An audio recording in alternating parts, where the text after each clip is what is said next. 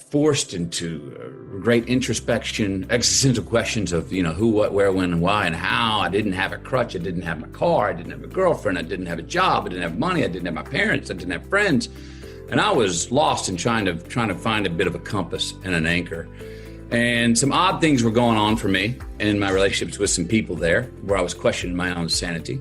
And that moment where I was asked to call someone mom and pop, in my chaotic life and my anarchic brain that I was living in at the time, that was the first bit of real clarity that I was like, no, that is not open for discussion.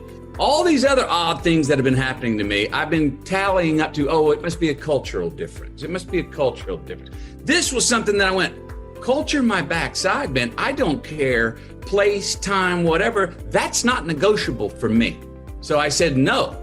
And it was very clear, and it gave me clarity. It gave me some identity, and it was just an obvious thing to deny. That really helped with my sanity. Something that was so clear to me that was black and white. I needed that at that time in my life. It's hard to find those things in life in general. Don't trip yourself and face plant because it's going too good. Don't get nervous. No, embrace it and stay in stride because the uphill will be there in a minute, and you'll have to break a sweat, and it'll be hard again. It's also about not creating false trauma when it's not needed. And I see a lot of people do that, and I've fallen susceptible to it as well. The drama's going to come. Look, we all like pleasure over pain, but I think what we forget sometimes is that there's a greater pleasure that can come with going through a pain. If you go through resistance and you choose resistance at the right times, and you go through it, you have greater, more evolved pleasure on the other side of it.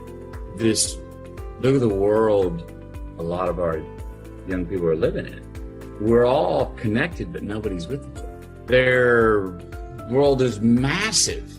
They have more outreach than any of us ever have, but they're more isolated than ever before. So it's inevitable, human nature. Me, I'm betting you, I feel sound with myself. My spirit feels good. I got 3 children and a wife.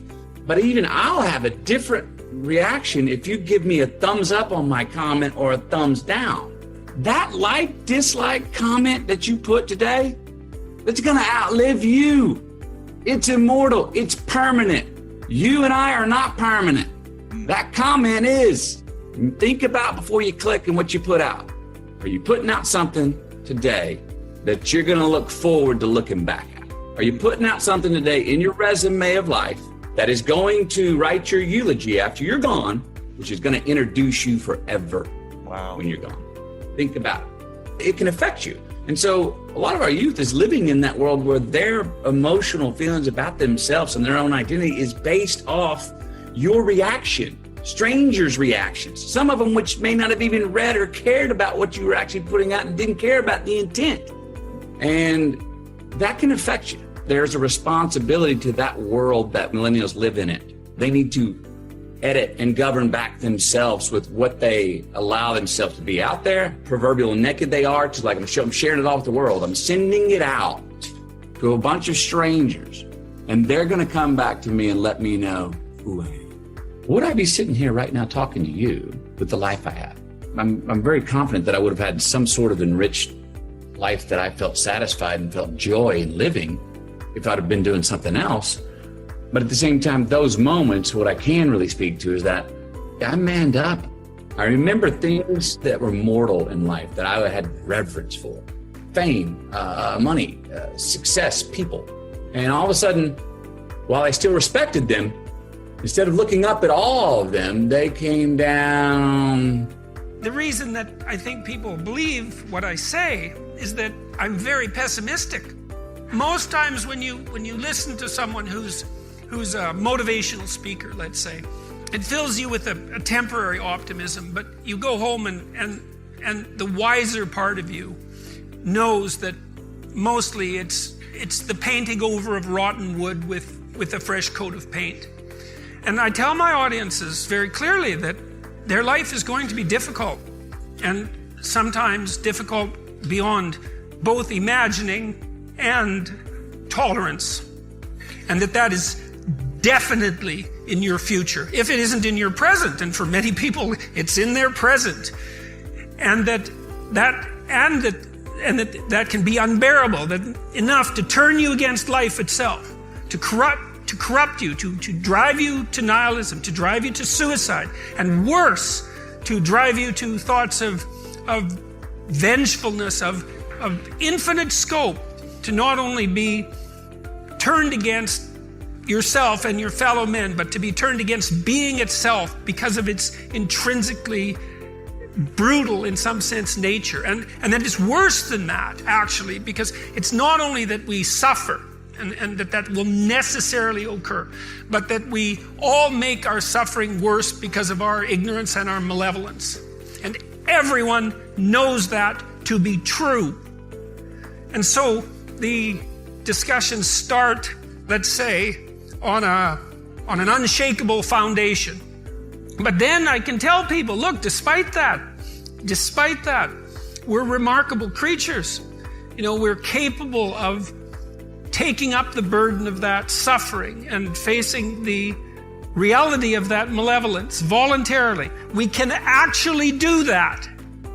And all of the psychological evidence suggests, and this is independent of your school of psychology, if you're a practical psychologist, a clinical psychologist of any sort, the evidence is crystal clear that if people voluntarily confront the problems that face them and the malevolence that surrounds them, that they can make headway against it. And not only psychologically. So it's not only meaningful to do that psychologically, which it is, to confront the problems that torment you voluntarily. That's meaningful psychologically. But it's also practically useful in that you can actually solve some of the problems that beset you. And God only knows how good we could get at that. I don't know what percentage of human effort is spent in counterproductive activity. I'm not an absolute cynic about that, but when I talk to undergraduates, I ask them, how much time do you waste every day by your own reckoning? And it's somewhere between 5 and 8 hours. I walked the students through an economic analysis of that. I said, well, why don't you value your time at $50 an hour and calculate for yourself just exactly what you're doing to your future by your inability to discipline yourself. It's worth thinking through. In any case, people do waste a lot of time, and they also act counterproductively a lot of the time.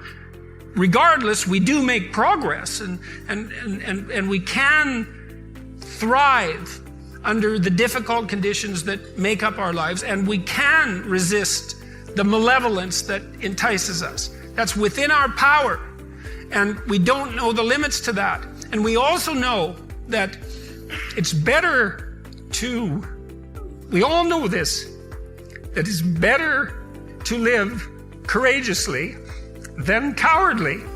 And you can tell that too, because that's also what you tell people that you love. And we know that you should pick up your damn responsibility and move forward. Everyone knows that. It's part of our intrinsic moral nature.